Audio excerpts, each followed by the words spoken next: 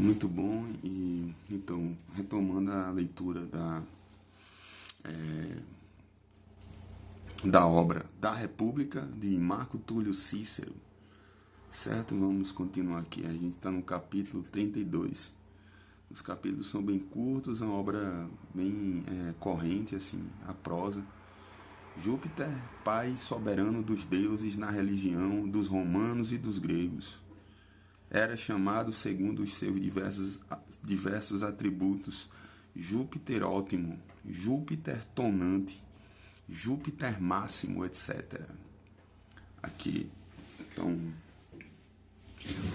quanto às demais formas de governo, os filósofos não lhes conservam as denominações que elas mesmas pretendem atribuir-se, porque saudar com o título de rei reservado a Júpiter, ótimo, um homem ávido de poder, dominador, egoísta, de poderio tanto maior quanto maiores a humilhação e envilecimento de seu povo?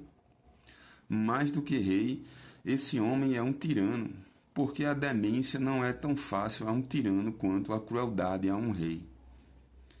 Toda a questão se resume para o povo em servir a um senhor humano e implacável, mas para ele o seguro é a escravidão.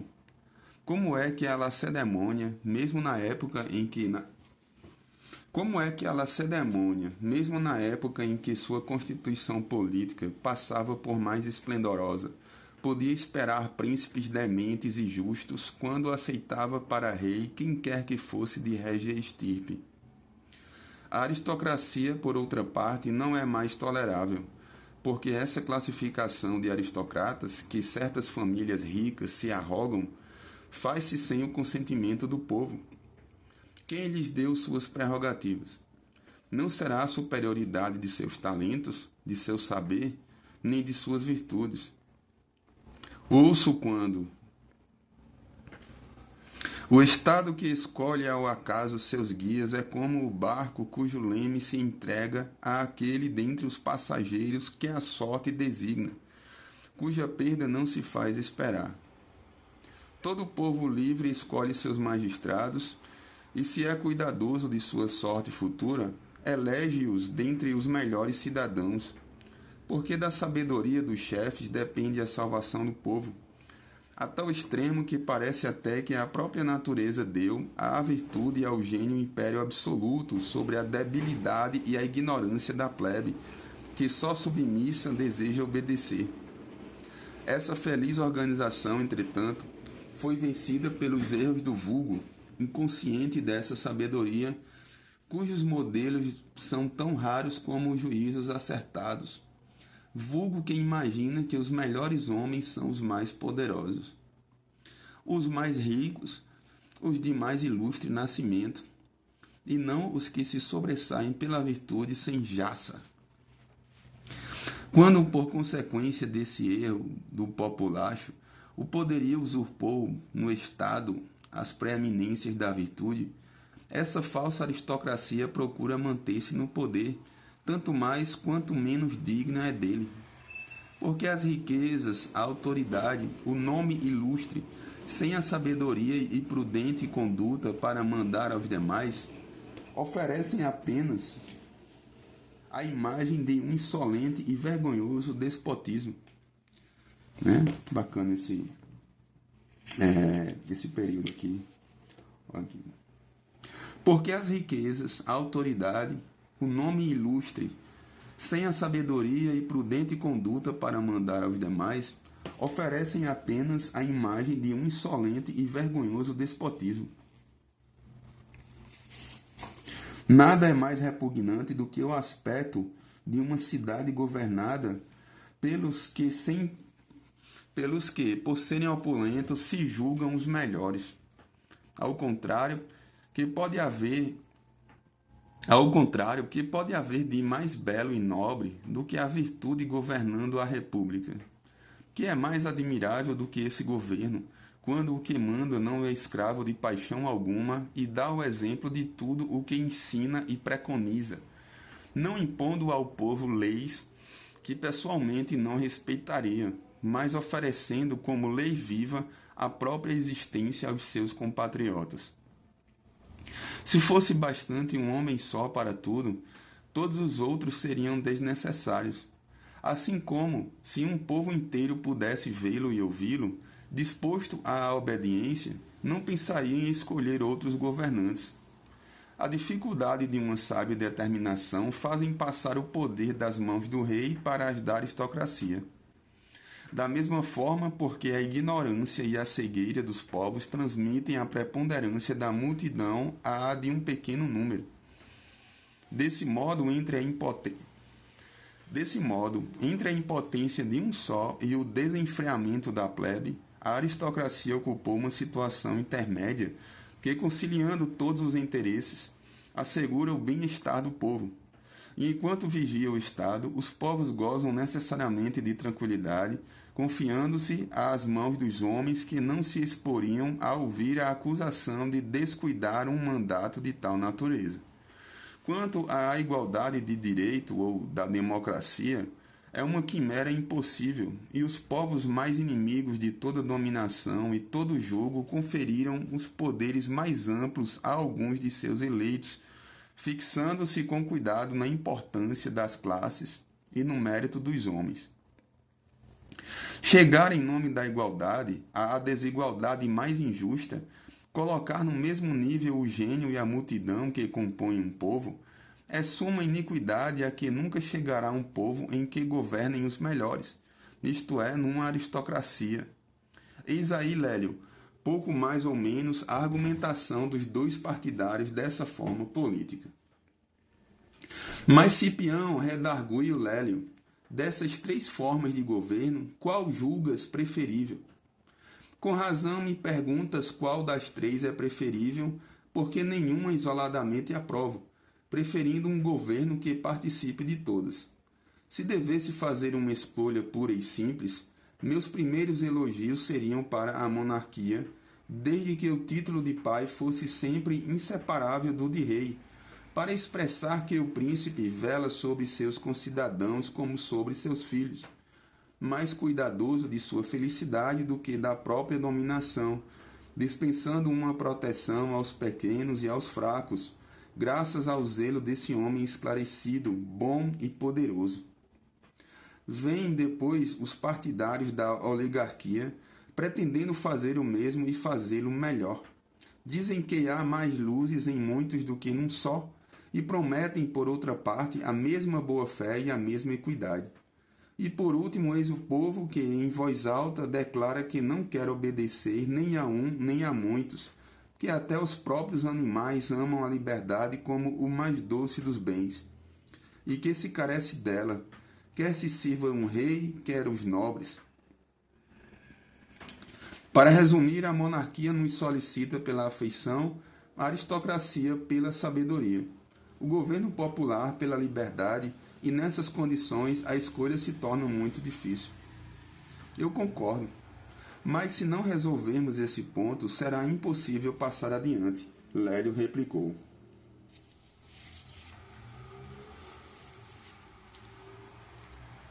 Imitemos, pois, Arato, Cipião continuou, que ao tratar de grandes coisas julgou necessário começar por Júpiter.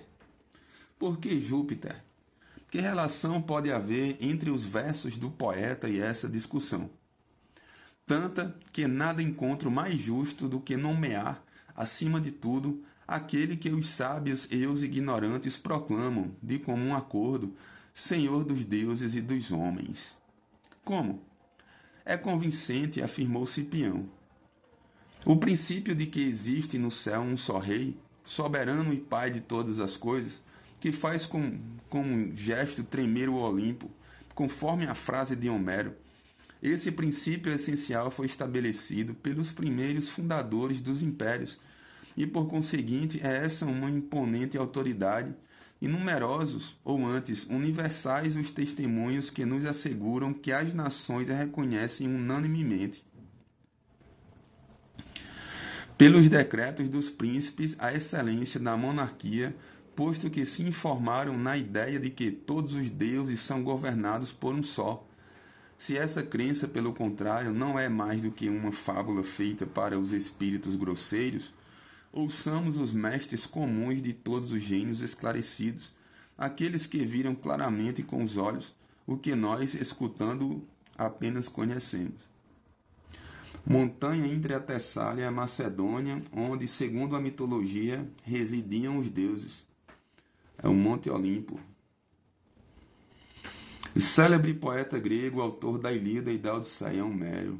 O princípio de que existe no céu um só rei, soberano e pai de todas as coisas, que faz com um gesto tremer o Olimpo, conforme a frase de Homero. Esse princípio essencial foi estabelecido pelos primeiros fundadores dos impérios e, por conseguinte, é essa uma imponente autoridade, e numerosos, ou antes, universais os testemunhos que nos asseguram que as nações reconhecem unanimemente, pelos decretos dos príncipes, a excelência da monarquia, posto que se informaram na ideia de que todos os deuses são governados por um só. Mas se quiser, diz Lélio, poderei citar autoridades que não sejam bárbaras nem antigas. Quero. Observa, acima de tudo, que faz apenas 400 anos que não temos reis. Com efeito, uma sucessão de 4 séculos na existência de um povo pode considerar-se um longo período. É apenas sua idade viril, disse Lélio. Assim, há 400 anos havia um rei em Roma, um rei soberbo, e antes dele, um rei muito justo, e assim sucessivamente, remontando até Rômulo, que reinou há 300 anos. De modo que nem ele mesmo é muito antigo, falou Cipião. De modo algum, visto que data da época da decadência da Grécia. Mas dize-me, Rômulo foi rei de um povo bárbaro? Se dividirmos os homens como os gregos, em gregos ou bárbaros, receio que tenha sido um rei de bárbaros. Mas aplicando o termo aos costumes e não à linguagem, não julgo menos bárbaros os gregos do que os romanos. Aqui, além do mais, pouco importa o povo, disse Cipião, mas o grau de cultura.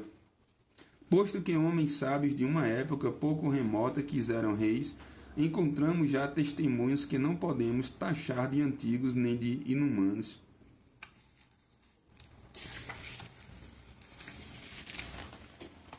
Vejo, Cipião, que não te faltam autoridades irrecusáveis, mas, como todo bom juiz, prefiro as provas às testemunhas.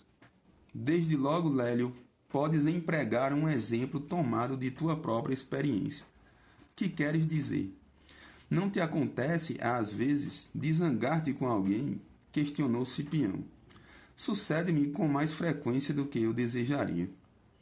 E quando estás irritado, deixas à cólera a soberania de tua alma? Não, por certo.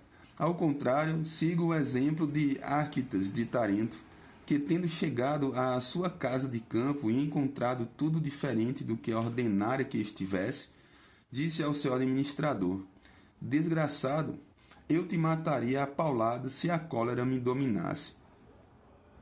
Muito bem. Árquitas considerava a cólera como uma desordem sediciosa da alma e queria acalmá-la com a reflexão. Une a isso a avareza, a paixão das honras e da glória. Une as paixões voluptuosas e verás que se forma no espírito humano uma como que monarquia que domina todas essas desordens com um único princípio, a reflexão. A parte mais excelente da alma, cujo império não dá lugar à cólera, aos exageros nem à voluptuosidade. Perfeitamente, disse Lélio. Lamentarás, portanto, que os maus desejos e as odiosas paixões, sufocando a razão, se apoderem por completo do homem. Nada concebo mais miserável do que a degradação da inteligência humana. Nada concebo de mais miserável do que a degradação da inteligência humana. Pretendes, pois, nada concebo mais miserável do que a degradação da inteligência humana. Pretendes, pois, que todas as partes da alma devam estar sujeitas a uma só autoridade, que deve ser a reflexão, questionou Cipião. Meu desejo é esse. Como então vacilas na escolha de uma forma de governo, quando vês que se a autoridade se divide, não há verdadeira soberania, a qual, para existir, necessita de unidade?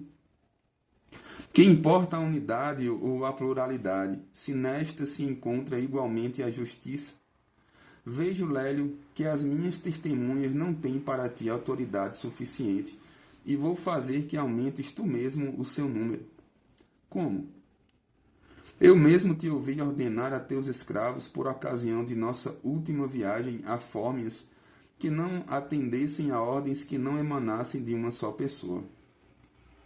Fórmias, antiga cidade marítima da Itália, onde Cícero possuía uma quinta. É certo de meu rendeiro. E em Roma, teus negócios estão em mãos de muitos? Eu mesmo te ouvi ordenar a teus escravos, por ocasião de nossa última viagem a Fórmias, que não atendessem a ordens que não emanassem de uma só pessoa. É certo, de meu rendeiro. E em Roma teus negócios estão em mãos de muitos? De modo algum. Por que então não concedes que, na ordem política, o poder de um só é o melhor, porque se inspire na justiça? Inclino-me a isso e quase concordo com tua opinião. Concordarás totalmente, Lélio, quando eu, prescindindo das comparações do médico e do timoneiro, isto é, se vale mais confiar a um só e não a muitos, o leme de uma embarcação ou a saúde de um enfermo, expuser considerações mais profundas. Quais? Não ignoras que a arrogância e crueldade de Tarquínio tornaram o título de rei odioso aos romanos? Sim, por certo. Por conseguinte, continuou Cipião, sabes também o que buscava dizer-te com o meu discurso. Isto é, que um excesso de nova liberdade arrebatou o povo delirante quando Tarquínio foi expulso. Desterro para os inocentes, roubo dos bens alheios. Consulados anuais, humilhação de seus símbolos ante a plebe. Direito universal de apelação, retirada dos plebeus.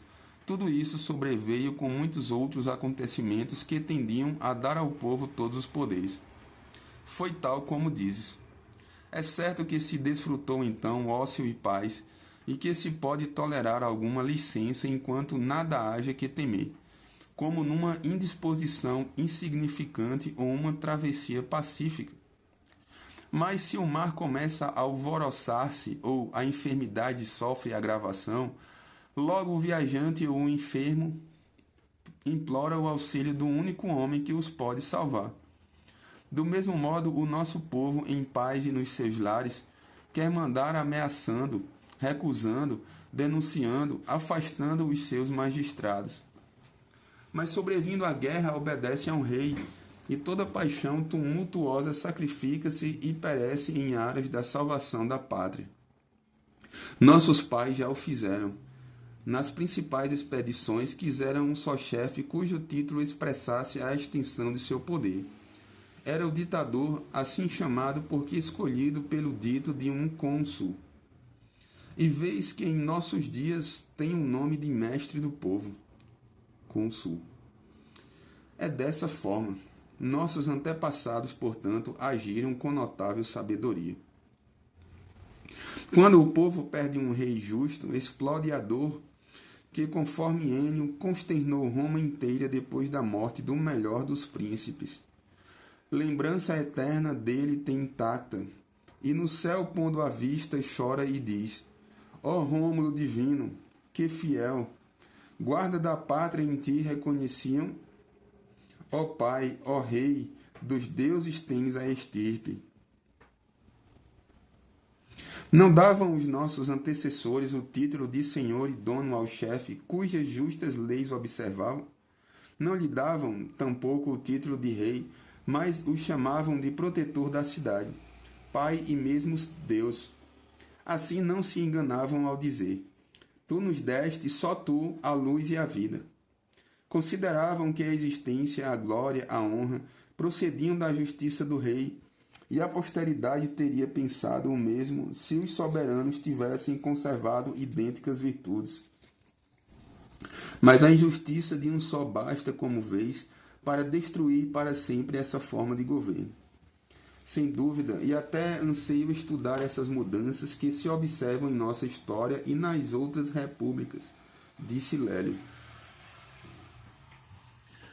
Uma vez desenvolvida e exposta minha opinião a respeito da forma de governo que julgo preferível, Cipião continuou: devo falar com alguma circunspeção dessas grandes comoções públicas, se bem que seja este o perigo mais remoto nas repúblicas.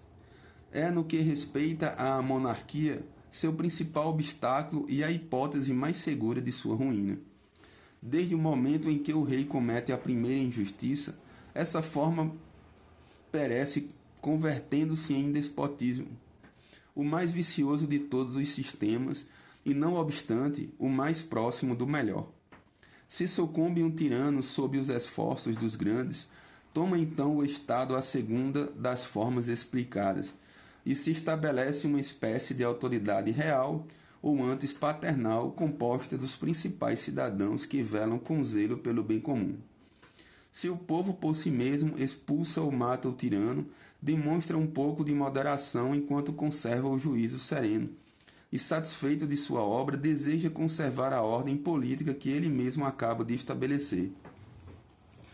No entanto, se por desgraça fere um rei justo ou o despoja do trono, ou chega a derramar o sangue dos grandes, sendo mais comum este exemplo, e prostitui o Estado ao furor dos seus caprichos, sabe que não há incêndios nem tempestades mais difíceis de apaziguar do que a insolência e o furor dessa desenfreada multidão.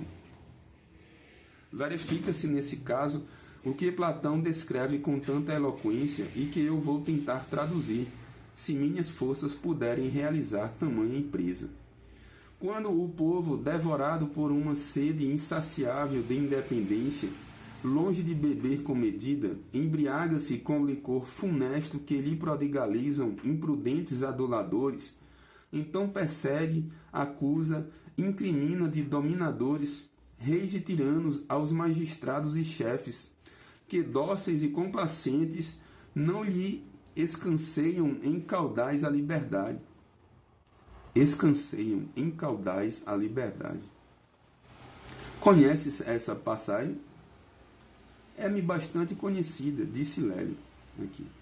Quando o povo, devorado por uma sede insaciável de independência, longe de beber com medida, embriaga-se com o licor funesto que lhe prodigalizam imprudentes aduladores, então persegue, acusa, incrimina de dominadores, reis e tiranos aos magistrados e chefes, que dóceis e complacentes não lhe escanceiam em caudais a liberdade. Conheces essa passagem? É-me bastante conhecida, disse Lélio. Sigamos, pois. Obedecer então a uma autoridade é excitar ainda mais a cólera do povo, que chama os que assim procedem de escravos voluntários. Em compensação, os magistrados que querem assimilar-se aos seus inferiores, os mais ínfimos cidadãos, se esforçam por desvanecer toda diferença entre eles e os magistrados, veem-se cumulados de honras e de elogios. Numa república assim governada, a liberdade transforma-se em licença, a própria família fica no seu interior, desprovida de autoridade, estendendo-se esse contágio aos próprios animais. O pai despreza o filho, e este deixa de honrar o pai. Perece o pudor em nome da liberdade geral. Nada separa o cidadão do estrangeiro.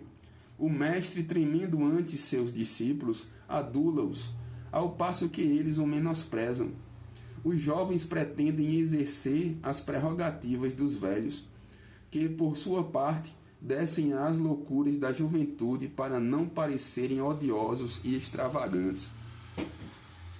Os próprios escravos participam dessa libertinagem, reclamam às mulheres idênticos direitos aos de seus cônjuges.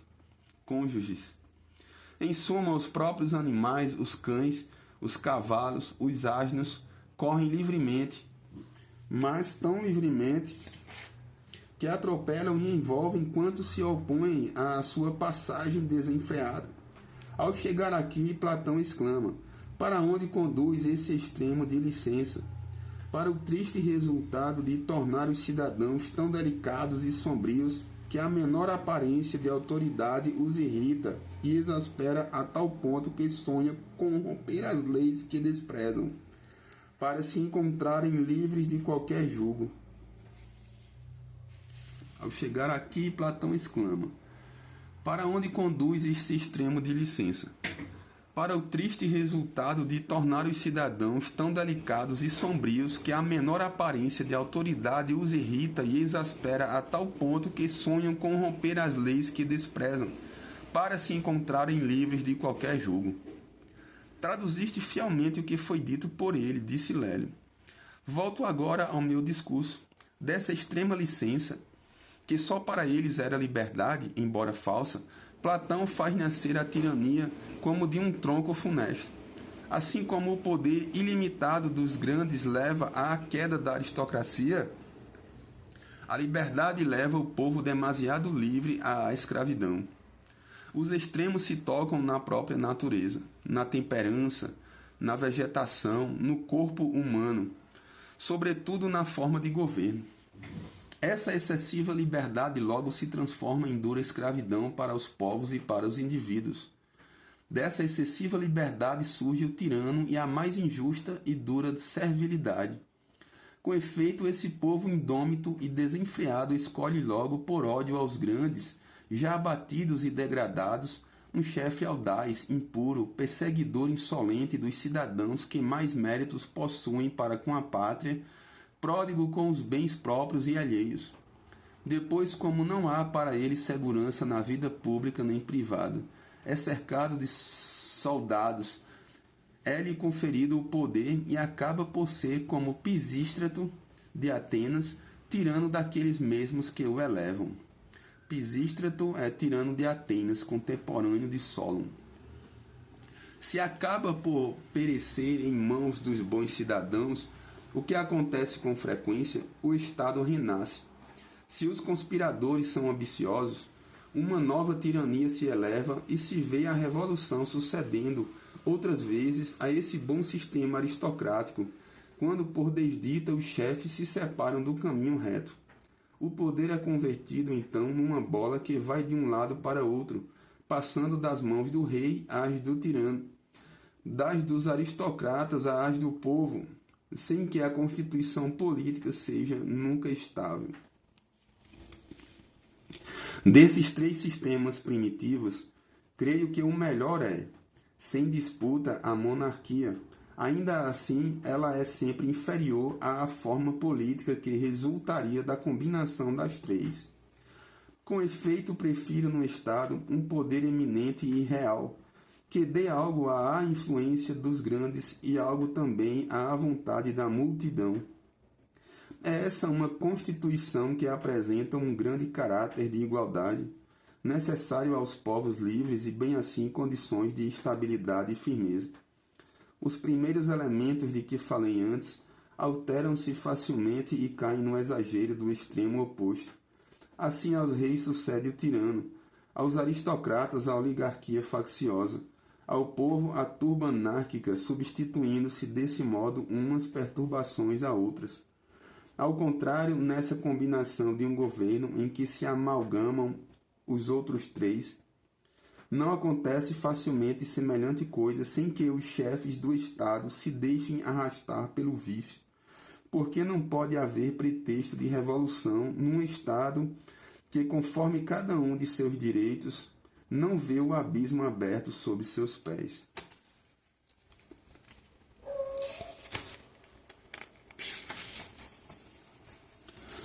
Mas receio, Lélio, e vós, queridos e prudentes amigos, que meu discurso, prolongando-se, se assemelhe mais a uma dissertação de um mestre do que a um diálogo entre amigos que buscam a verdade. Passemos, pois, a coisas de todos conhecidas, estudadas por mim há muito tempo, e que me obrigam a pensar, crer e afirmar que nenhum governo, por sua constituição, por sua organização detalhada, pela garantia dos costumes públicos, pode comparar-se com o que nossos pais receberam dos seus em herança e nos transmitiram. Já que desejam que eu repita o que de outras vezes ouviram de mim, mostrarei qual é esse governo e provarei que é o melhor de todos. Tomando nossa república por modelo, tentarei recordar quanto disse a tal propósito. Procurarei assim desempenhar e terminar o trabalho que Lélio me confiou.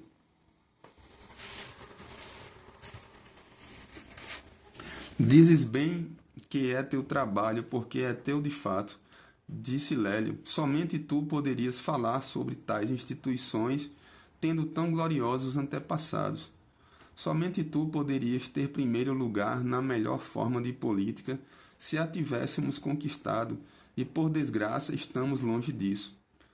Por fim, somente tu, Cipião, que libertando Roma de seus dois terrores, asseguraste seu porvir para sempre, poderias falar sobre o interesse dos nossos descendentes.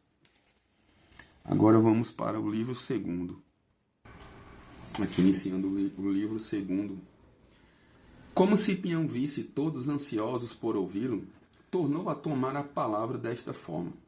Começarei por um pensamento do velho Catão, a quem muito amei e admiro singularmente, e ao qual, quer pela opinião de meus parentes, quer por minha própria espontaneidade, me consagrei desde minha adolescência, sem que seus discursos tenham chegado a enfastiar-me. Tanta era a experiência dos negócios públicos que encontrava nele, negócios que dirigiu por longo tempo, e de maneira exemplar tanto na paz como na guerra. Tamanhas eram sua modéstia e comedimento de linguagem, dignas ao mesmo tempo que agradáveis. Tão forte era o desejo que tinha de se instruir e de tornar aos outros partícipes de sua ciência. Tal, enfim, era sua existência, toda conforme às máximas e discursos que saíam de seus lábios. Costumava dizer que nossa superioridade política tinha como causa o fato de que os outros estados nunca tiveram, senão isolados, seus grandes homens, que davam leis à sua pátria de acordo com seus princípios particulares.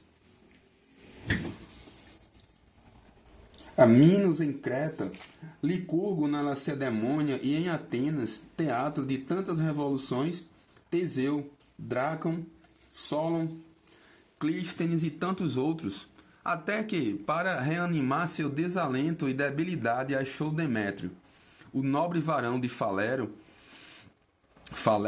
nossa república, pelo contrário, gloriosa de uma longa sucessão de cidadãos ilustres, teve para assegurar e afiançar seu poderio não a vida de um só legislador, mas muitas gerações e séculos de sucessão constante.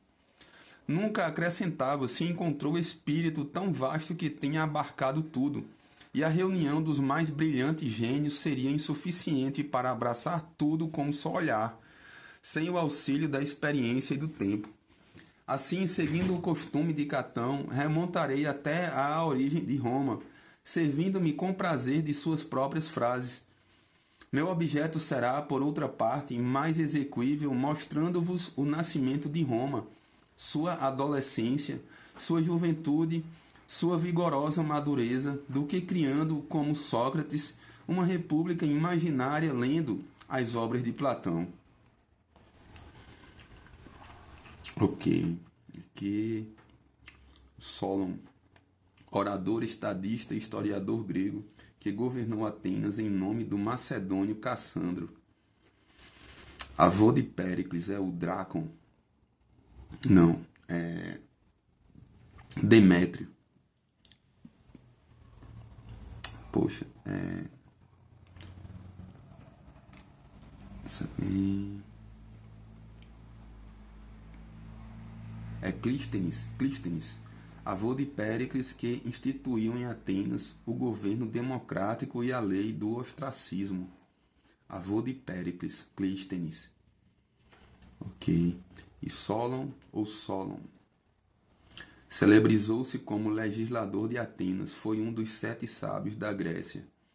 Solon, aqui o orador, estadista, historiador grego, que governou Atenas em nome do macedônio Cassandro.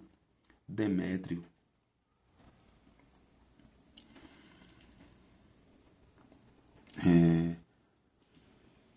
O Drácon, legislador de Atenas, cujas leis eram tão severas que se dizia terem sido escritas com sangue. Daí o adjetivo draconiano, que se aplica a toda lei ou medida contra as liberdades públicas. E aqui Teseu. Os historiadores gregos atribuem a Teseu a organização da Ática e a legislação primitiva de Atenas. Então, voltando aqui, então... Que a república continuou, como todos aprovassem, terá uma origem tão esclarecida, tão sabida de todos como esta cidade, que deve sua fundação a Rômulo, filho de Marte. Porque não podemos repelir a antiga tradição que nos legaram nossos maiores, que assegura que todo benfeitor de um povo tem algo de divino pelo seu engenho e pelo seu berço.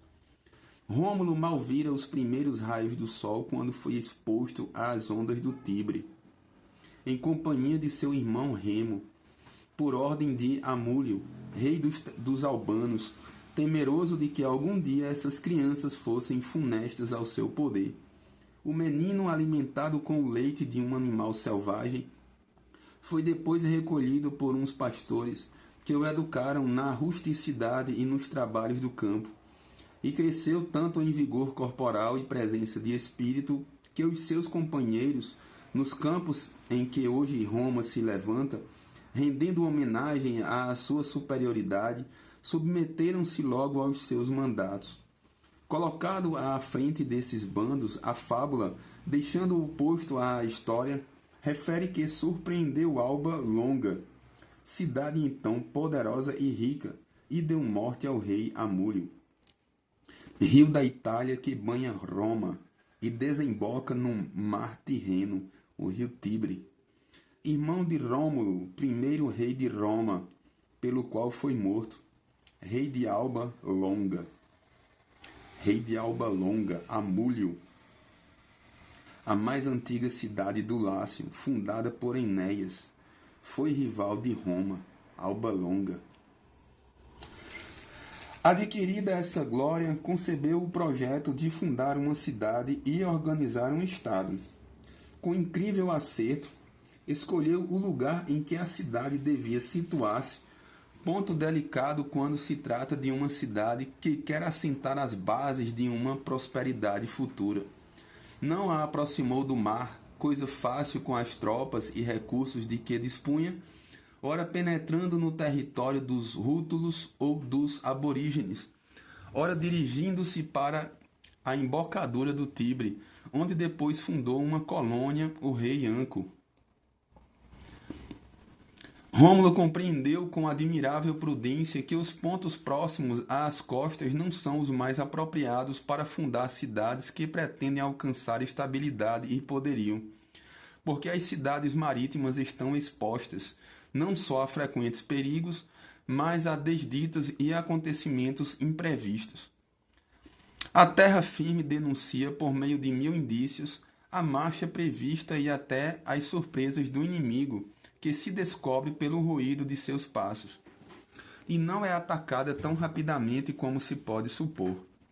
Sabendo-se, por outra parte, quem é o agressor e de onde vem, por mar, pode desembarcar uma esquadra antes que se possa advertir a sua proximidade.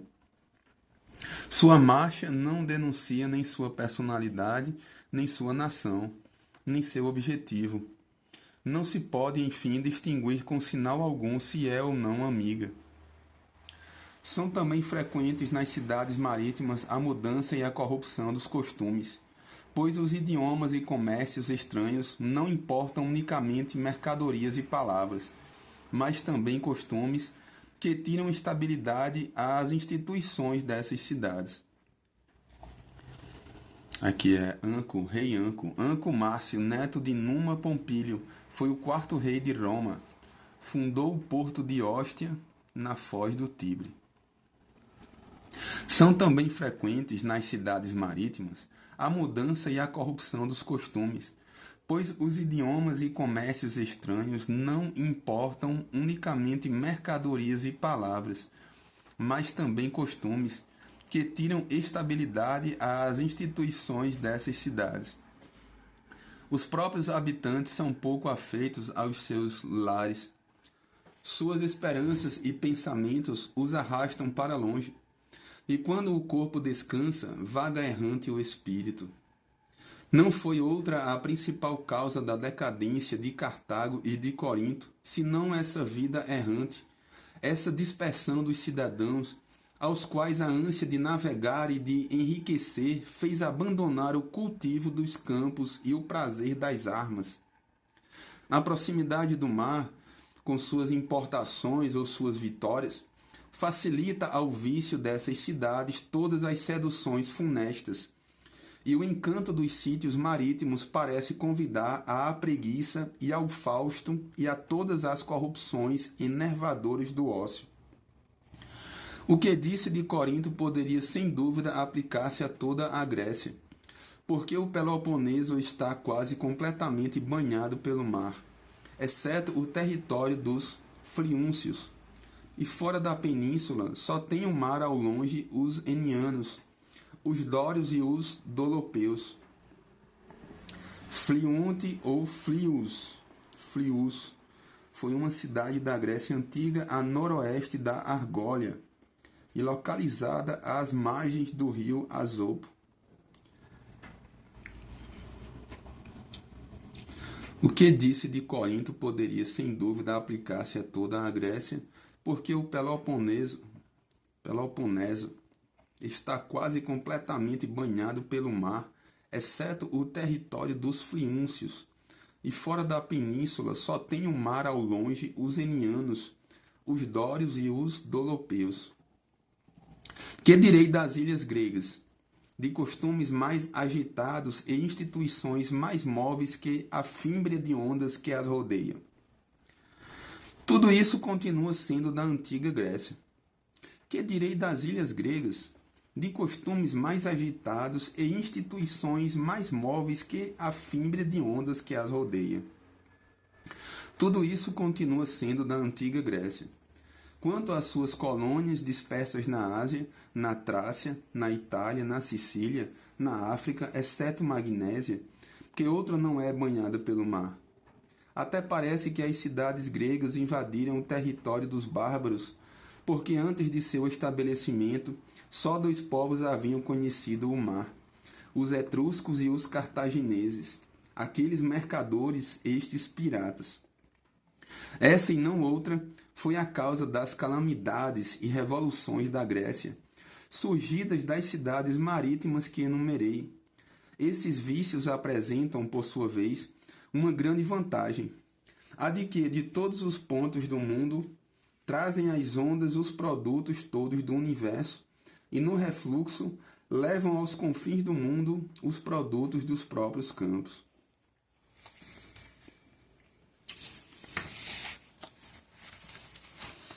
Que pode fazer, pois,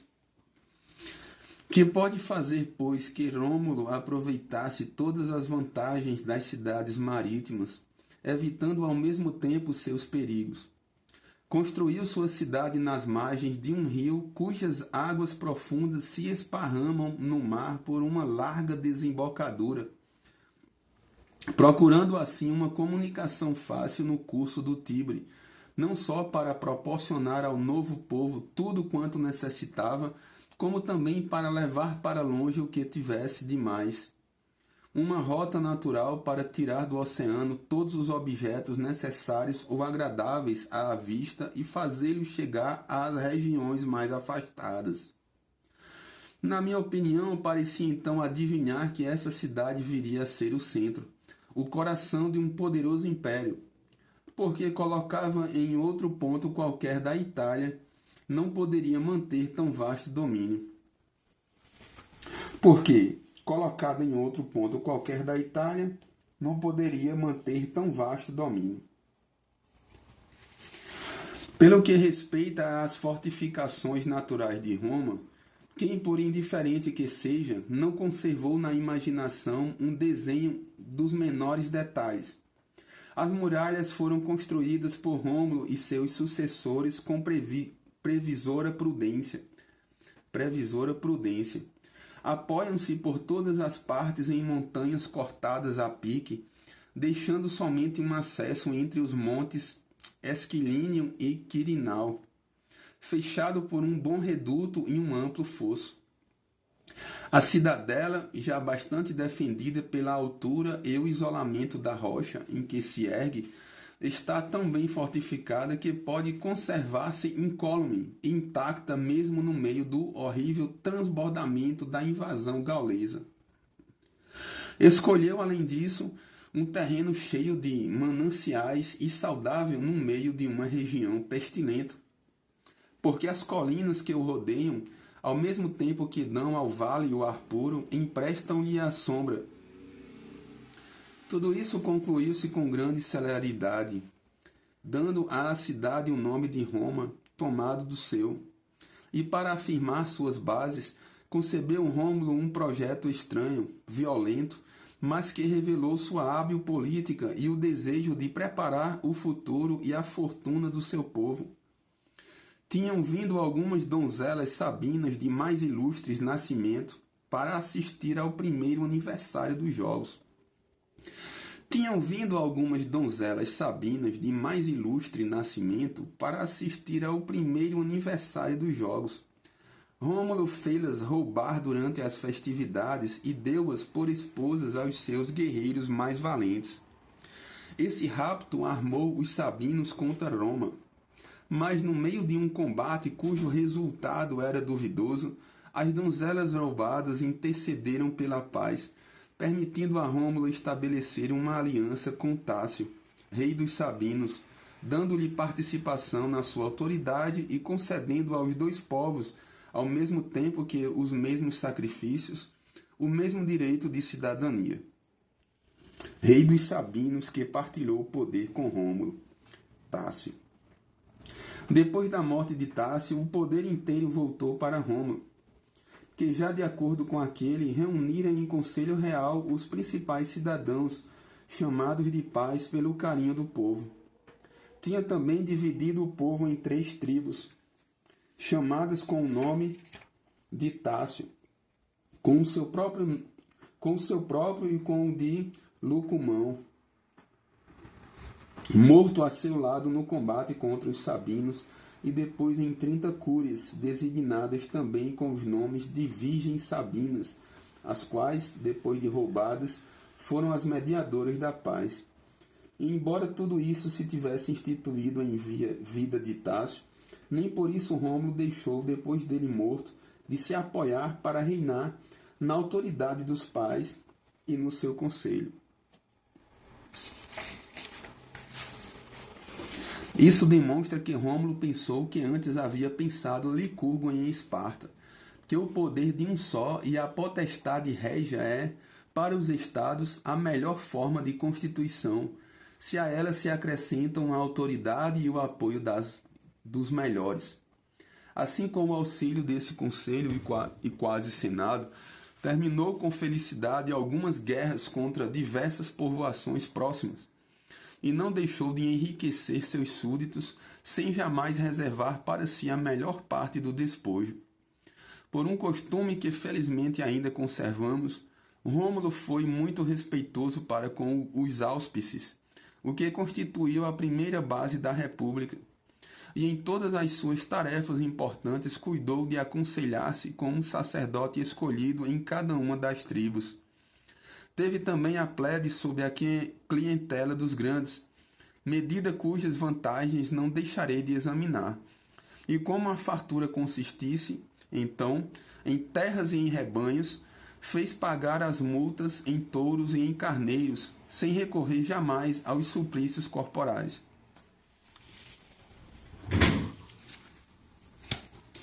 Depois de um reinado de 37 anos, após ter fundado os 2 maiores apoios da República, os áuspices e o Senado, Rômulo, cuja glória estava no seu esplendor, desapareceu num eclipse de sol, e a plebe o incluiu entre seus deuses, glória que não se alcança sem antes demonstrar virtudes sobre-humanas e méritos insígnes. E é tanto mais admirável essa apoteose quanto os outros homens divinizados o foram em séculos menos eruditos e mais favoráveis à fábula, porque a ignorância gera a credulidade. Rômulo, pelo contrário, viveu há menos de 600 anos, numa época em que as ciências e as letras, já antigas, tinham despojado de seu caráter grosseiro e inculto os antigos erros. Com efeito, se Roma foi fundada no segundo ano da 7ª Olimpíada, como afirmam os anais gregos, a existência de Rômulo corresponde a um século em que a Grécia, cheia já de músicos e poetas, só dava crédito às fábulas muito antigas. A primeira Olimpíada estabeleceu-se 108 anos depois da promulgação das leis de Licurgo, embora um erro tenha feito atribuir a instituição das Olimpíadas também a esse legislador. Por outra parte, a opinião que supõe Homero mais perto de nossos dias o faz viver 30 anos antes de Licurgo. É, pois, evidente que precedeu de muito a Rômulo, e então os homens sabiam muito para crer em ficções novas. A antiguidade pode admitir fábulas grosseiras, não porém nessa idade em que estava mais espalhada a cultura. A apoteose de Rômulo foi admitida, no entanto, num século em que o mundo já era velho.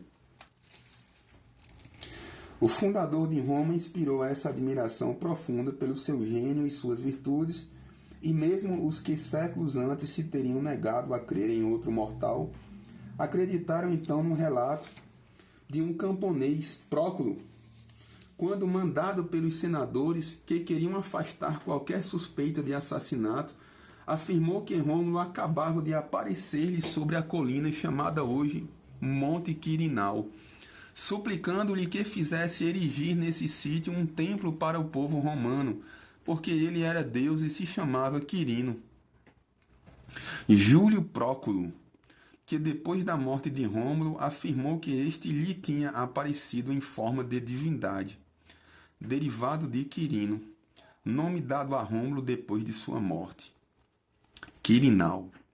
Vedes, pois, como o gênio de um homem pode dar vida a um povo, não o abandonando em seu berço, mas só quando já estava adulto e completo o seu desenvolvimento.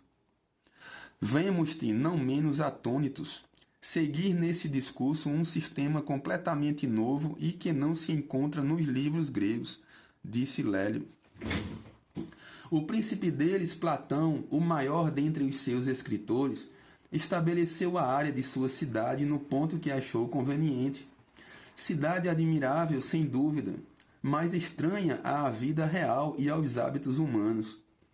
Outros reformadores, sem tomar modelo, sem se propor tipo algum de república, discorreram a respeito das várias constituições dos estados. Tu, ao que parece, queres, por tua parte, reunir os dois métodos, preferindo atribuir a outros os teus descobrimentos do que criar sistemas como Sócrates em Platão, enaltecendo a memória de Rômulo pela fundação de sua cidade, em circunstâncias e condições que talvez fossem obra do acaso ou da própria necessidade. Continua como começaste. Já prevejo que vais examinar outros reinos para apresentar uma república perfeita.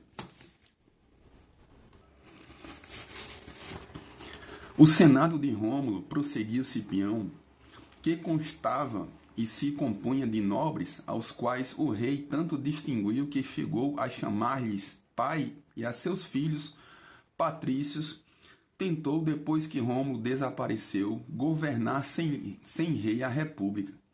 Mas o povo não o consentiu e reclamou um rei, apesar da dor experimentada com a perda do primeiro.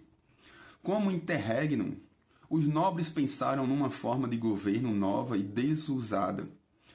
O Estado, esperando o chefe que definitivamente havia de reinar, não estava sem rei. O tempo desse reinado provisório foi limitado, no entanto, por causa do receio de que um reinado muito longo se tornasse demasiado difícil de abandonar. Assim, pois, esse povo jovem compreendeu algo que escapou ao legislador da Lacedemônia, Licurgo, que não achou como se isso dependesse dele que o rei devesse ser eleito, e exigiu como única condição que tivesse nas veias o sangue de Hércules, o mais célebre dos heróis da mitologia grega, filho de Júpiter e de Alcmena. Nossos antepassados, então tão toscos, julgaram, de fato, que convinha buscar, de preferência, a progenie, a virtude e a sabedoria. Nossos antepassados, então tão toscos, julgaram, de fato, que convinha buscar, de preferência, a progenie, a virtude e a sabedoria. Como a fama encontrasse em Numa Pompílio esses relevantes dotes, o povo romano, preterindo os seus próprios cidadãos, arranjou com a autoridade dos pais um rei alheio. Para isso, fez vir de curas para Roma aquele Sabino. Desde sua chegada, Numa, apesar de ter sido nomeado nos comícios curiados, ditou uma lei concernente a estes e a sancionou com o seu poder. Vendo, por outra parte, quanto era grande o ardor bélico dos romanos, e compreendendo que esse ardor se mantinha com suas instituições, determinou ir mudando os seus costumes guerreiros. Primeiramente, dividiu entre os cidadãos as terras que Rômulo adquirira na guerra, e ensinou-lhes que sem a devastação e sem a pilhagem podiam obter-se todas as vantagens com o cultivo assíduo dos campos. Inspirou-lhes o amor à paz e à calma, garantir da fé e da justiça, com cujo patrocínio prosperam as colheitas e os cultivos. Do mesmo modo, instituindo auspícios maiores, acrescentou ao número de álgures primitivos mais 2, e mediante leis que em nossos monumentos conservamos, acalmando em todos o ardor da guerra, despertou-lhes o culto das divindades. Estabeleceu também os flâmines, os álios, as vestais, e estatuiu por toda parte a religião. Quis que nos sacrifícios fossem complicadas as cerimônias e simples as oferendas, exigindo do sacerdócio extensos conhecimentos, sem ostentação e uma piedade mais própria da observância do que da prescrição dispendiosa.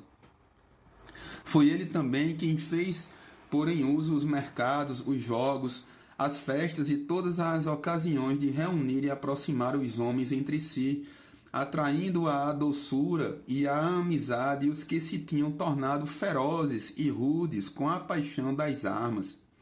Depois de ter reinado assim, no meio de uma completa paz, durante 49 anos, sigamos a opinião do nosso grande Políbio, a quem nenhum historiador se compara em diligência para averiguar datas. Deixou a vida, tendo confirmado em Roma 2 coisas necessárias como bases do esplendor e da duração de uma república: a religião e a clemência. A religião e a clemência.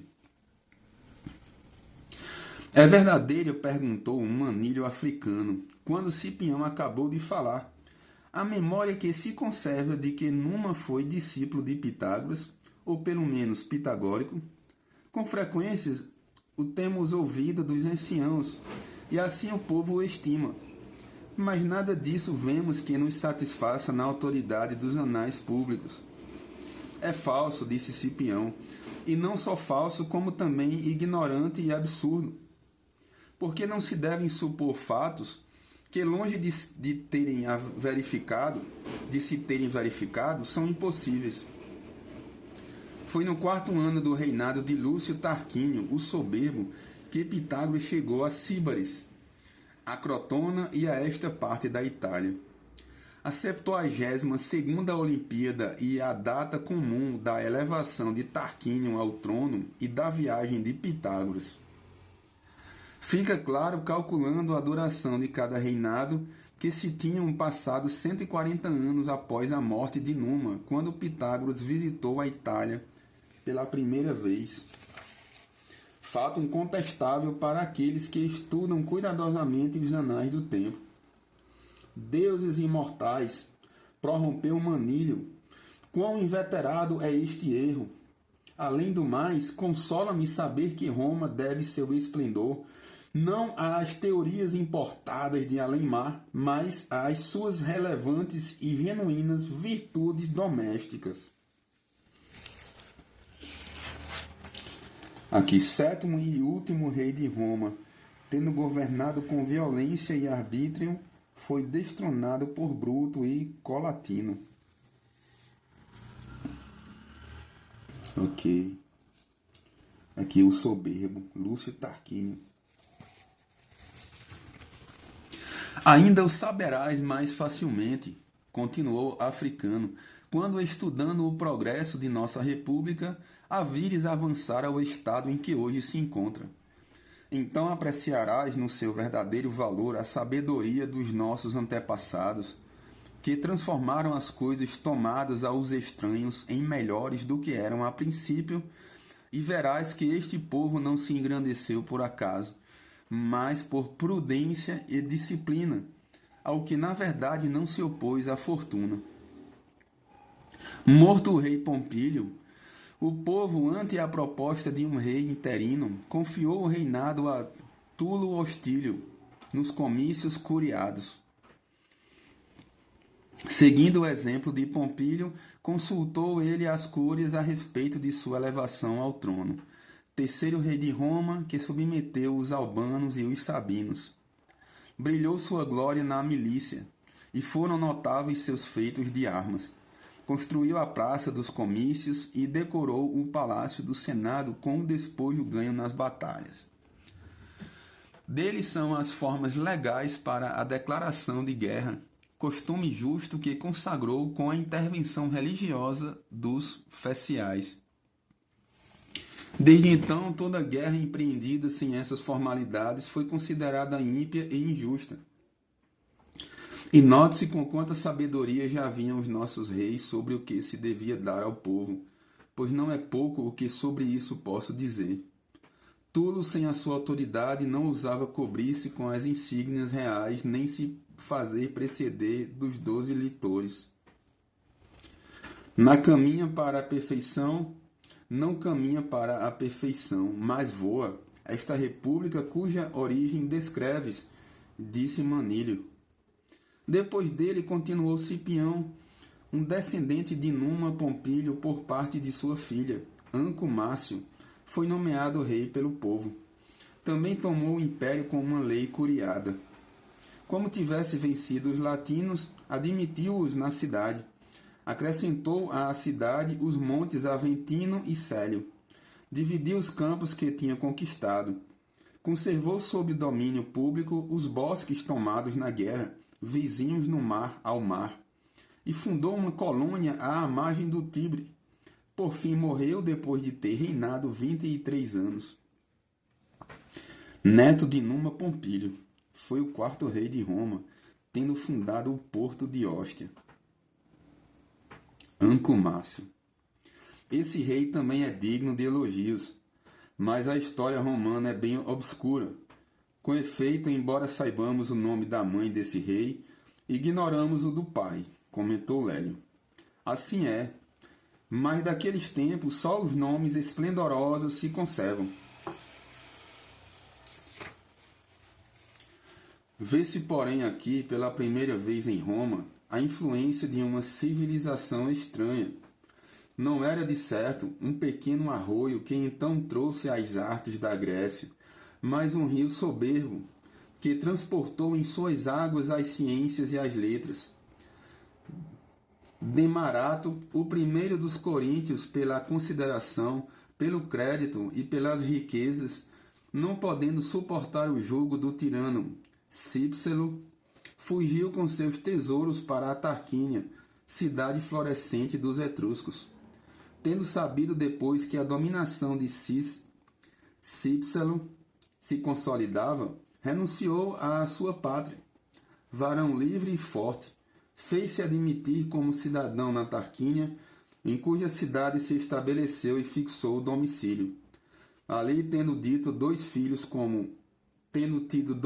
com uma mãe de família da cidade, ensinou a ambos as artes e a disciplina dos gregos. Cícero, pai de Tarquínio Prisco, nasceu em Corinto.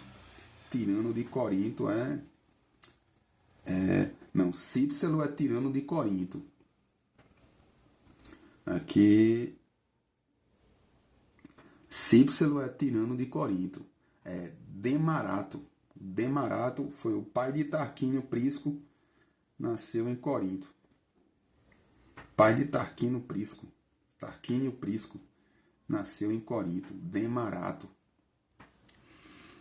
Um desses filhos foi admitido facilmente na cidade e, pela sua humanidade e doutrina, fez-se confidente do rei Anco, que o tornou partícipe de todas as suas decisões e até parecia seu companheiro no trono. Tinha ademais trato amável e a todos prodigalizava benefícios e liberalidades. Assim, morto Márcio, o povo elegeu Tarquínio, que assim mudara de nome, rendendo culto aos costumes desse povo. Dessa forma, quando fez sancionar seu poder, duplicou o primitivo número dos pais. Aos primitivos que consultava de preferência, chamou maiores, e aos novos, menores. Organizou depois a ordem dos cavaleiros, tal como hoje permanece. Não pode mudar os nomes de Ticienses, Ramnenses e Lúceros, como teria desejado pela oposição que encontrou no famoso Álgore Névio. A Ticienses, isto é, os Sabinos, de Tito Tácio, centúria de cavaleiros instituída por Rômulo. Ramnenses ou Ramnos, isto é, os latinos, outra centúria. Lúceros ou Lucerenses, isto é, os etruscos, também. E Névio é antigo poeta latino, cômico e épico. Névio. É sabido que os de Corinto mantinham e cuidavam dos cavalos para as necessidades públicas, mediante uma contribuição imposta aos celibatários e às viúvas. Acrescentou, pois, novas unidades de cavalaria às que já existiam, até ao número de 1.300,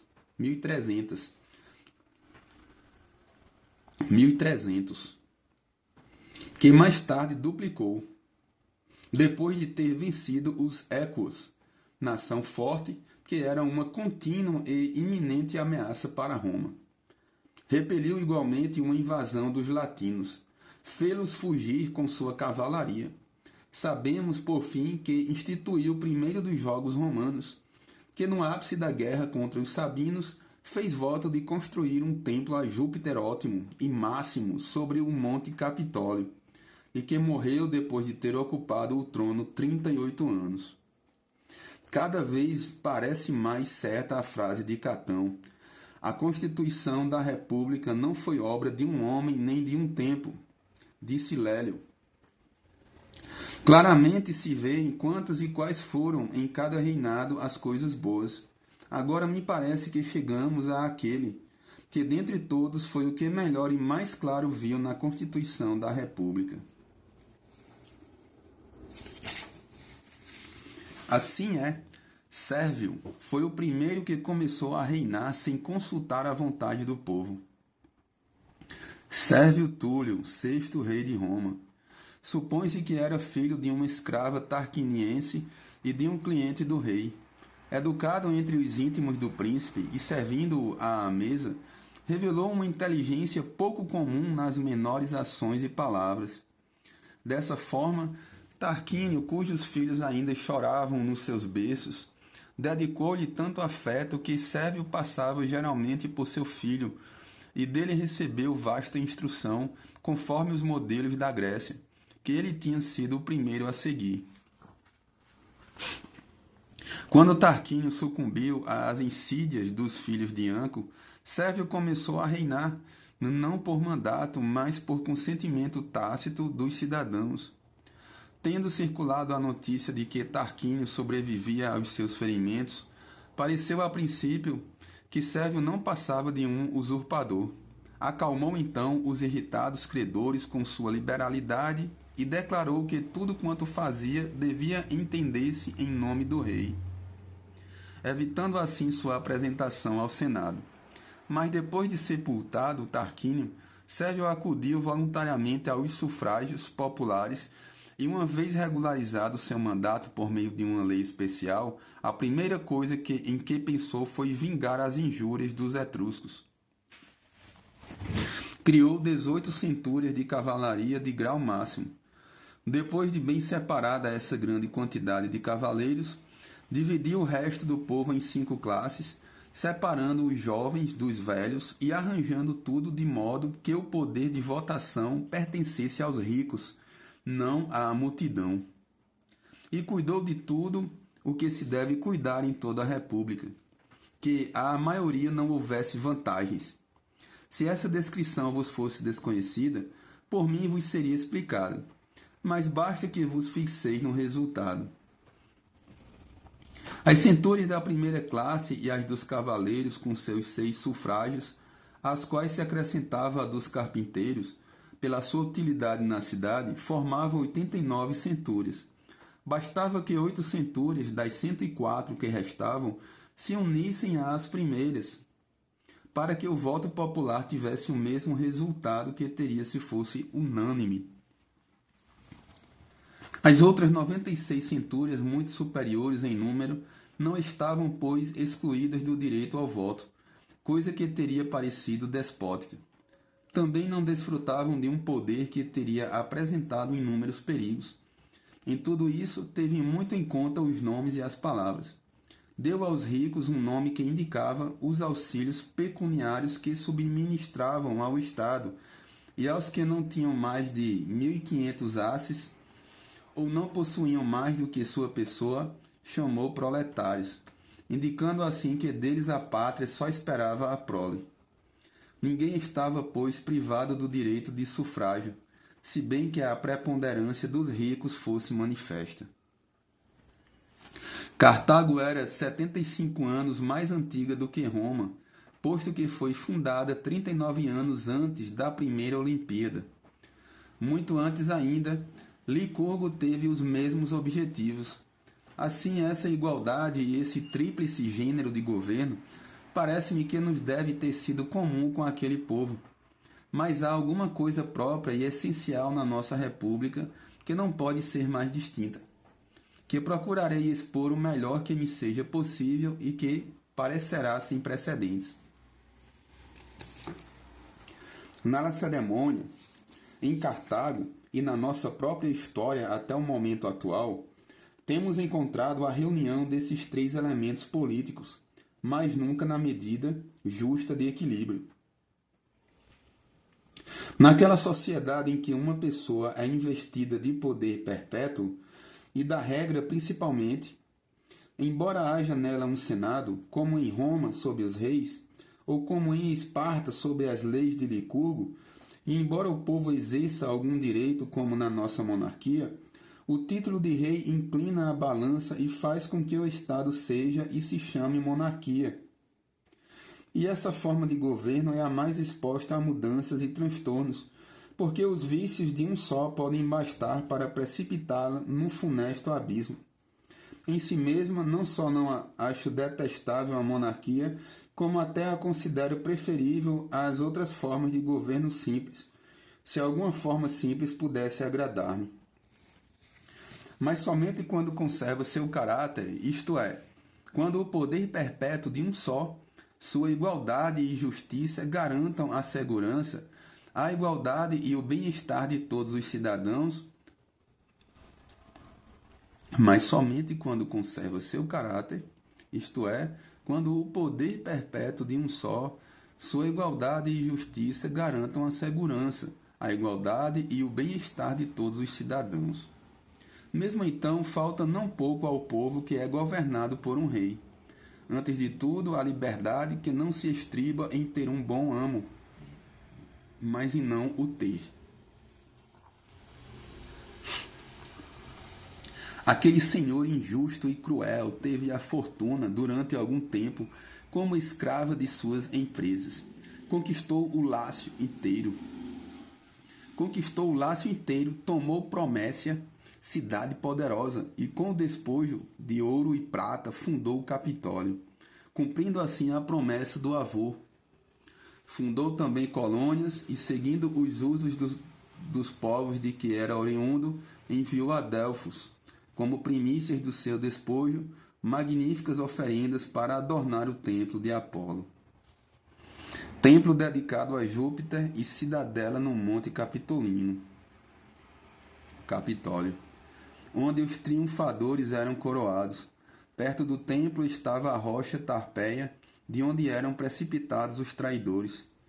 Daí provém a locução, do Capitólio à rocha Tarpeia. Do Capitólio à rocha Tarpeia. Não vai mais que um passo, o que significa que muitas vezes ao triunfo pode seguir-se a execração. Que Delfos, cidade da antiga Grécia, na qual havia um templo onde Apolo ditava oráculos pela boca de Pítia. Apolo, deus grego e romano dos oráculos, da medicina, da poesia, das artes, dos rebanhos, do dia e do sol, nesta última qualidade também chamado Febo. Boa. Começa agora neste ponto o círculo cujas revoluções devemos estudar desde o começo, porque o que é mais essencial na ciência política, sobre a qual versa nossa dissertação, é conhecer a marcha e as alterações dos estados, a fim de que, sabendo para que escolhos cada governo se dirige, se possam reter ou prevenir seus funestos resultados.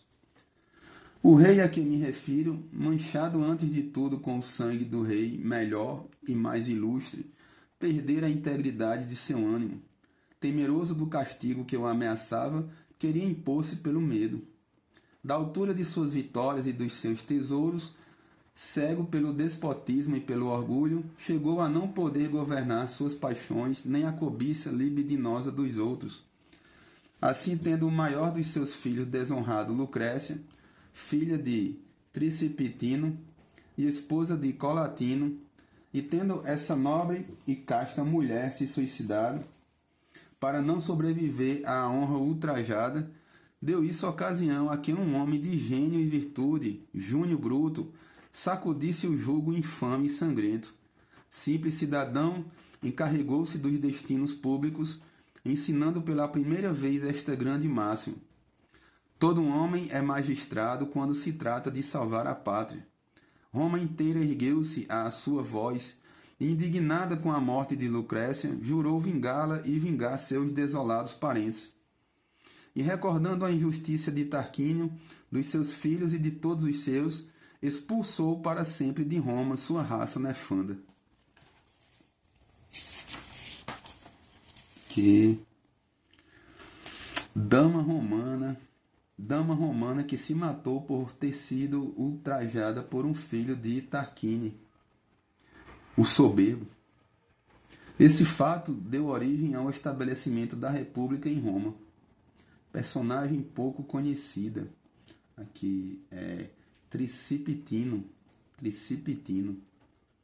Lúcio Tarquínio Colatino, neto de Tarquínio Prisco e marido de Lucrécia, foi com Bruto um dos primeiros cônsules de Roma.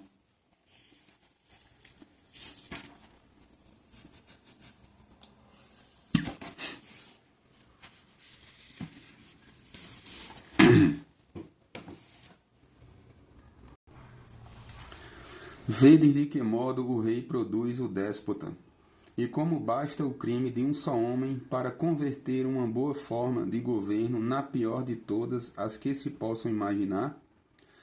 É a esse déspota do povo que os gregos chamam tirano, porque querem dar o nome de rei somente àquele que vela pelo povo como um pai e que conserva os que governam na condição e estado mais venturosos da vida. Considero, como já disse, boa essa forma de constituição política, mas também próxima do estado mais pernicioso. No mesmo momento em que um rei se deixa dominar pela injustiça, converte-se em tirano, E nada é mais horrível e repulsivo aos deuses e aos homens do que esse animal funesto, que, embora com forma humana, sobrepuja em ferocidade e crueldade as mais desapiedadas feras. Quem dará o título de homem a um monstro que não reconhece comunidade de direitos para com os outros homens, nem laços que o unam à humanidade? Contudo, será mais oportuno falar da tirania quando a ilação do nosso discurso nos levar a nos ocuparmos daqueles que, tendo estado a cidade livre, pensaram em usurpar sua dominação. Tendes, pois, o primeiro exemplo de tirano. Os gregos quiseram designar com esse nome o rei injusto. Nós chamamos reis, indistintamente, a todos os que exercem por si sóis uma autoridade perpétua. Foi por isso que Espúrio Cássio, Mânlio, Mélio e, de certo modo mais tarde, Tibério Graco foram acusados de querer usurpar o trono. Espúrio Cássio Vicelino, cônsul romano, promotor de uma lei agrária que lhe custou a vida. Marco Mânlio Capitolino, cônsul romano que salvou o Capitólio sitiado pelos gauleses e foi mais tarde precipitado da rocha Tarpeia. Espúrio Mélio, cavaleiro romano que aspirou à realeza. Tibério Graco e seu irmão Caio, filhos de Cornélia, foram os autores das leis agrárias com as quais desejavam pôr um fim à avidez da aristocracia romana, que se apoderara da maior parte das terras conquistadas ao inimigo. Licurgo, na Lacedemônia, estabeleceu um conselho de 28 anciãos, aos quais deu o direito supremo de deliberação, reservando para o rei a supremacia do mando. Nossos romanos, imitando-o, deram aos que ele chamou de anciãos o nome de senado, o que também fez Rômulo, conforme dissemos, com os pais.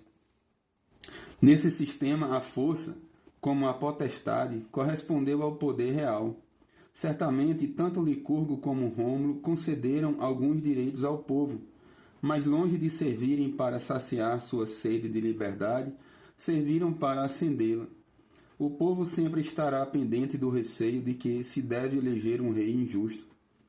É, pois, como antes disse, frágil a fortuna do povo que se baseia na vontade e nos hábitos de um só. O modelo e a verdadeira origem da tirania são, pois, encontrados por nós nessa mesma república que Rômulo fundou com tão bons auspícios, e não naquela que, conforme escreve Platão, se nos apresenta nos diálogos peripatéticos de Sócrates. Assim, bastou a Tarquínio para destruir todo esse gênero e regime monárquico, não um novo poder, mas uma usurpação arbitrária do que já tinha. Oponha-se agora a esse déspota um príncipe prudente e virtuoso, apto para assegurar a felicidade e a glória dos seus concidadãos, um verdadeiro tutor e procurador da República, que assim deve ser chamado quem é o reitor e governador da cidade. Será fácil reconhecer esse sábio? Será aquele que possa proteger o Estado com suas palavras e com suas obras. Como ainda não lhe dei um nome, procurarei fazer um resumo de seu caráter.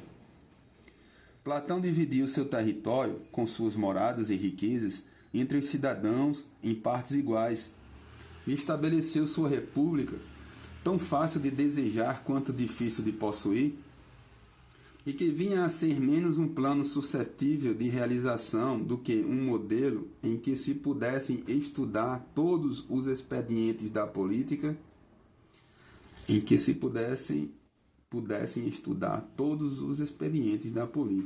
Por minha parte, tanto quanto possa consegui-lo, tentarei aplicar princípios idênticos não ao vão simulacro de uma sociedade imaginária, mas à mais ampla e poderosa república, de modo que se possa assinalar a causa dos males e bens públicos. Uma vez expulso Tarquínio, depois de 242 de monarquia, contados os interregnos, o povo romano chegou a tomar tanto ódio a tudo o que se relacionava com o nome de rei, quanto a dor que experimentara com a morte de Rômulo, ou antes, com a sua desaparição. Assim como então não podia carecer de rei, assim também, expulso Tarquínio, sequer poderiam suportar tal título. Aqui, né? Platão dividiu seu território com suas moradas e riquezas entre os cidadãos em partes iguais e estabeleceu sua república, tão fácil de desejar quanto difícil de possuir, e que vinha a ser menos um plano susceptível de realização do que um modelo em que se pudessem estudar todos os expedientes da política. Quebrou-se aquela lei. Pensando assim, os nossos maiores desterraram Colatino, apesar de sua inocência, como suspeito pela família, e aos outros Tarquínios por ódio ao seu nome. Levado pelo mesmo pensamento, Valério, nas suas arengas no fórum, foi o primeiro a abater os feixes diante do povo, e deu ordem de levar ao pé do Monte Velha os materiais de uma casa que tencionava edificar no topo da colina. E assim o fez quando percebeu que o lugar por ele escolhido suscitava a suspeita do povo, por ter o rei Túlio tido ali sua residência. Valério Volúzio Publícola, um dos fundadores da República Romana, tendo participado com Bruto da expulsão dos Tarquínios.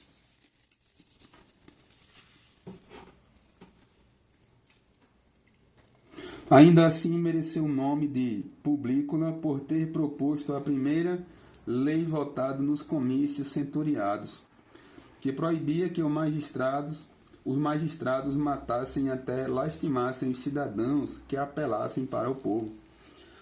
O direito de apelação existia sob os reis, conforme demonstram os livros dos pontífices e significam os nossos arquivos augurais. As próprias 12 tábuas indicam, em muitas passagens, que era permitido apelar de toda sentença e de todo castigo.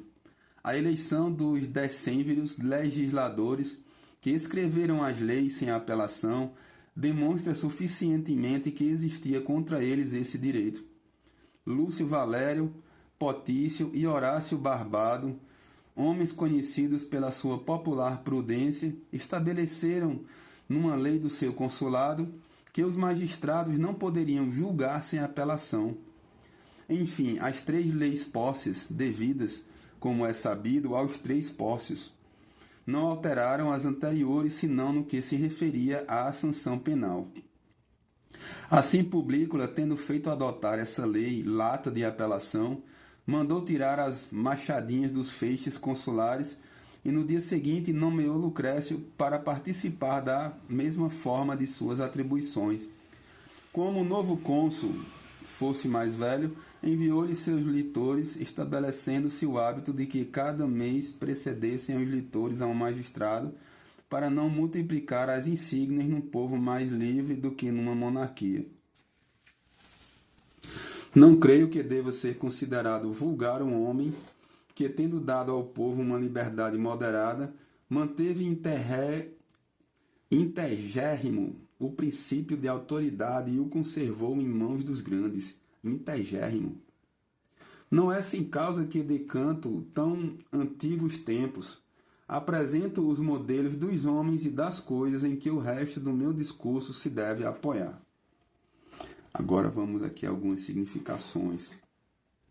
Sacerdotes, aqui os pontífices. Pontífices são os sacerdotes. A lei das 12 tábuas foi a primeira legislação escrita dos romanos. Assim foi chamada por ter sido gravada em 12 tábuas de bronze.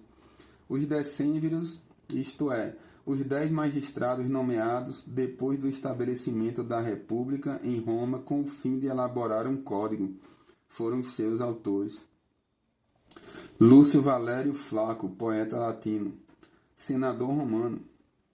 Senador romano aqui é Potício, senador romano. Um dos autores da lei que recebeu o seu nome, Lei Horácia. Aqui é... Deixa eu ver aqui. Horácio Barbado. Lei Horácia. Pórcios.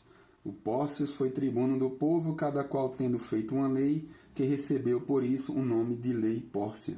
Tribunos do povo, no plural.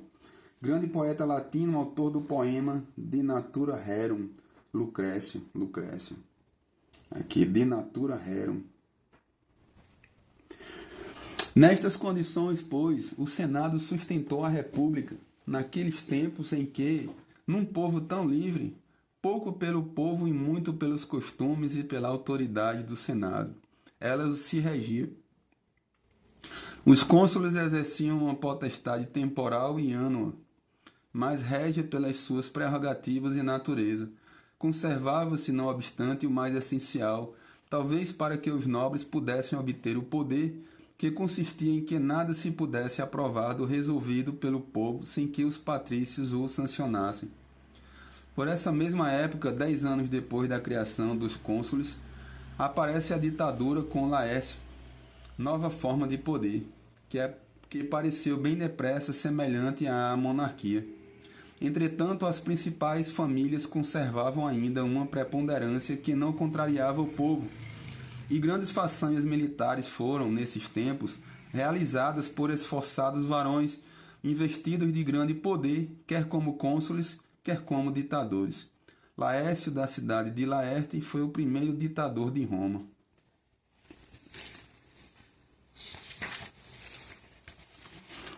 A própria marcha dos acontecimentos exigia que o povo, livre dos reis, tentasse conquistar o maior poder possível. E essa nova revolução realizou-se num curto intervalo, 16 anos depois, sob o consulado de Póstumo, Comínio e Espúrio Cássio. Talvez faltasse razão para isso, mas muitas vezes a natureza das coisas públicas vence a razão. Recordai minhas primeiras palavras. Um Estado em que os direitos e as prerrogativas não estão num equilíbrio perfeito, em que os magistrados não têm suficiente poder, bastante influência às deliberações dos nobres e o povo bastante liberdade, não pode ter estabilidade nem permanência. Tá? Recordai minhas primeiras palavras. Um Estado em que os direitos e as prerrogativas não estão num equilíbrio perfeito, em que os magistrados não têm suficiente poder, bastante influência às deliberações dos nobres e o povo bastante liberdade, não pode ter estabilidade nem permanência. Assim, entre nós, sendo excessivos o Estado, a desordem e as dívidas, a plebe retirou-se primeiro para um monte sacro e depois para o Aventino. Tampouco a disciplina de Licurgo foi freio bastante para os gregos, e sob o rei Teopompo, em Esparta, os 5 magistrados chamados Éforos se nomearam como os reguladores em Creta, em oposição ao poder real, do mesmo modo que entre nós, para contrapesar a autoridade consular, se instituíram os tribunos da plebe. Cônsul romano. Aqui Póstumo e Comínio. Aqui Teopompo, rei de Esparta, que instituiu os Éforos. Nossos antepassados acharam, sem dúvida, para esse mal, um paliativo que o próprio Solon...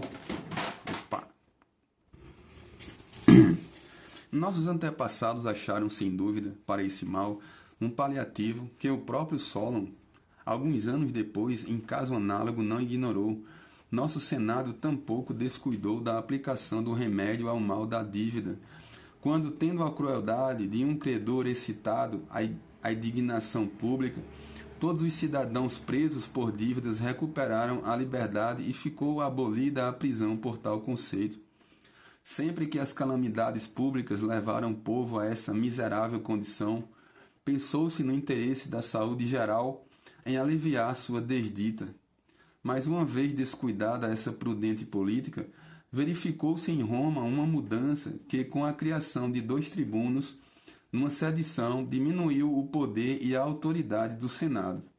Este ainda pode conservar não pouca influência e preponderância, composto como estava de cidadãos tão impetuosos quanto sábios, cujos conselhos e armas protegiam a cidade, conservando seu ascendente, porque, sendo superiores aos outros em honras, lhes eram inferiores no gozo dos prazeres e em riquezas. Acrescente-se que, nas coisas privadas, punham sua diligência, sua fortuna em seus conselhos ao serviço de todos os cidadãos. Com a República nesse estado, Cássio, alentado por sua popularidade, pretendeu apoderar-se da autoridade real, tendo sido acusado pelo questor. Não ignorais que, então, seu próprio pai, tendo sabido de sua culpa, o condenou à morte, com o consentimento popular. Pelo ano 54 do consulado, Tarpéio e Atérnio propuseram às cúrias a substituição da multa aos castigos corporais, coisa que não pode deixar de ser agradável ao povo. Cônsul romano. Tarpéio. O cônsul Atérnio, que promulgou a chamada Lei Atérnia. 20 anos depois, tendo o rigor dos censores,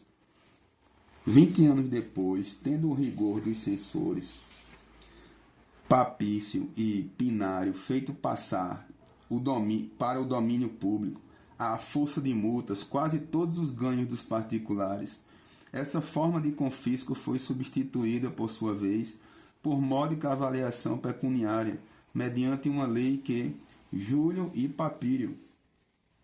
uma lei de Júlio e Papírio, autor da lei Papíria, dos Pinários, antiga família do Lácio, Pinários, isto é, os decênviros. Os decênviros é mais abaixo. Mas alguns anos antes, quando a autoridade do Senado estava no seu esplendor e o povo suportava com paciência, adotou-se outro novo sistema. Os cônsules e os tribunos abdicaram seus cargos e 10 magistrados supremos foram criados para exercer o poder soberano sem apelação e escrever as leis. Os decênviros. Depois de escreverem 10 tábuas de leis com prudência e suma equidade, subrogaram sua autoridade no ano seguinte a outros decênviros, os quais não demonstraram a mesma fidelidade nem a mesma justiça. Não se deixa de citar, no entanto, um ato de Júlio, membro desse mesmo colégio. Apesar de ser decênviro sem apelação e de ter em suas mãos o poder, denunciou como assassino o nobre Sexto, de cuja habitação vira retirar um cadáver, admitindo a caução para violar a lei cuja determinação afirmava que só aos comícios de centúrias cumpria julgar a vida de um cidadão romano. Passaram-se 3 anos sem que os decênviros quisessem subrogar a outros sua autoridade. Com a república nesse estado, que não podia ser duradouro, como já afirmei, por não ser igual para todas as classes da cidade, todo o poder e toda a influência ficaram nas mãos dos aristocratas, sendo os nobres decênviros nomeados sem oposição dos tribunos da plebe, sem adição de outra magistratura e sem apelação para o povo contra o machado e o chicote. Tamanha foi, pois, a sua injustiça, que se produziu um horrível transtorno, uma completa revolução. Publicaram 2 novas tábuas com iníquas leis, uma das quais proibia toda aliança entre plebeus e patrícios, aliança concedida pelo matrimônio até aos estrangeiros. Essa lei foi mais tarde derrogada pelo plebiscito canuleio. Abusaram, enfim, do povo em benefício de sua concupiscência e avareza. Todos sabemos, por ter sido esse fato celebrado em muitos monumentos literários, que Virgílio imolou sua filha na praça pública, com suas próprias mãos, para subtraí-la ao desejo brutal de um decênviro.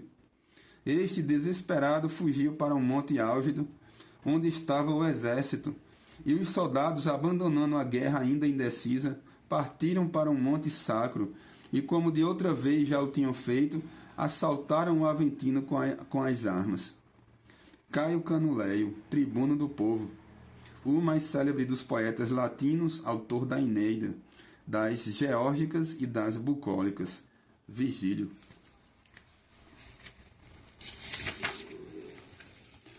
Quando Cipião disse isso, todos permaneceram em silenciosa expectativa. Por fim falou Tuberão.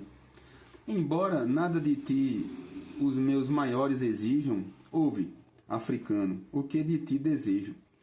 Fala, disse Cipião, que com prazer te ouvirei. Elogiaste nossa constituição política, se bem que Lélio te interrogasse, não sobre a nossa, mas sobre toda forma de governo. Por outro lado, não nos disseste de que modo essa república, que tanto elogias, pode constituir-se e conservar-se, com que disciplina, com que costumes ou leis. Logo teremos ocasião propícia para falar da instituição e conservação dos estados, Tuberão, aludiu Cipião. Pelo que diz respeito ao melhor governo, creio ter respondido a Lélio satisfatoriamente. Com efeito, defini em primeiro lugar 3 formas políticas possíveis, depois outras 3, perniciosas, a elas contrárias. Afirmei que nenhuma delas era perfeita, mas sim aquela que resultasse de uma combinação das 3. Se citei o exemplo de Roma, não foi certamente com o fim de definir um Estado sem mácula, mas com o de demonstrar praticamente a aplicação numa grande cidade do que eu descrever em meu discurso. Mas se queres conhecer o melhor gênero de república, sem citar como exemplo povo algum, utilizarei a imagem da natureza. Esse e não outro é o tipo que há tempo procuro e ao qual desejo chegar. Cipião continuou. Procuras um homem prudente? Questionou Lélio. Justamente. Modelos bastantes tens diante dos olhos, começando por ti mesmo, prosseguiu Lélio. Oxalá que o Senado nos desse modelos semelhantes. O político prudente é como aquele homem que vimos na África com frequência, o qual, montando um elefante gigantesco, o dirige e governa a seu capricho, mais com a vontade do que com os atos. Tive a ocasião de observar a mesma coisa quando fui teu legado. Assim, um bárbaro ou um cartaginês consegue guiar uma fera, uma vez domesticada e afeita aos hábitos do homem. Mas esse algo que reside no espírito do homem e que dele faz parte com o nome de inteligência, não deve domar somente uma fera dócil e submissa, mas outra muito mais indômita e terrível. Fera pronta a todo excesso, ébria de sangue, disposta a toda crueldade e que necessita, para ser guiada, do férreo braço de um varão implacável e forte. Agora compreendo. Bacana esse texto aqui, gostei. Assim, um bárbaro ou um cartaginês consegue guiar uma fera, uma vez domesticada e afeita aos hábitos do homem. Mas esse algo que reside no espírito do homem e que dele faz parte com o nome de inteligência, não deve domar somente uma fera dócil e submissa, mas outra muito mais indômita e terrível. Fera pronta a todo excesso, ébria de sangue, disposta a toda crueldade e que necessita, para ser guiada, do férreo braço de um varão implacável e forte. Agora compreendo o cargo destinado ao homem que esperava e as condições que necessita, disse Lélio. Uma só exijo, respondeu o africano, pois todas as outras já estão nele compreendidas. Estudar sem descanso, trabalhar sem trégua pelo seu aperfeiçoamento, procurar que os outros o imitem e ser como o esplendor de sua alma e de sua vida para os seus concidadãos como um espelho aberto. Assim como os sons despertados nas liras e nas flautas, combinados com o canto e a voz, produzem um conjunto harmônico. Assim como os sons despertados nas liras e nas flautas, combinados com o canto e a voz, produzem um conjunto harmônico que agrada ao ouvido inteligente, ao passo que as dissonâncias o incomodam, também um estado prudentemente composto da mescla e equilíbrio de todas as ordens concorda com a reunião dos elementos distintos, e o que no canto é chamado pelos músicos de harmonia é no estado a concórdia, a paz, a união, vínculo sem o qual a república não permanece incólume, do mesmo modo que nenhum pacto pode existir na justiça. Creio mesmo, renuncio convosco a tudo quanto até agora dissemos da república, disse Lélio, ou a quanto possamos dizer daqui por diante, se não confirmamos antes que, sem uma suprema justiça, não se pode reger de modo algum a coisa pública. Mas se te apraz, deixemos isso por hoje. Temos ainda muito o que dizer e podemos diferí-lo para amanhã. Aceita essa opinião, pois termo a polêmica por aquele dia. Certo, aqui terminamos o livro segundo. O primeiro vídeo foi... não terminamos o livro primeiro, e agora no segundo terminamos o livro primeiro e começamos o segundo e terminamos o segundo. Agora falta o terceiro livro, que é da República, de Cícero. O terceiro, o quarto livro e o quinto, certo? São cinco livros. Sexto quer dizer seis livros, perdão. Então é isso mesmo. Não vai dizer que é 7, né? Que eu estou vendo agora o final. São 6 livros. Ok, então até a próxima.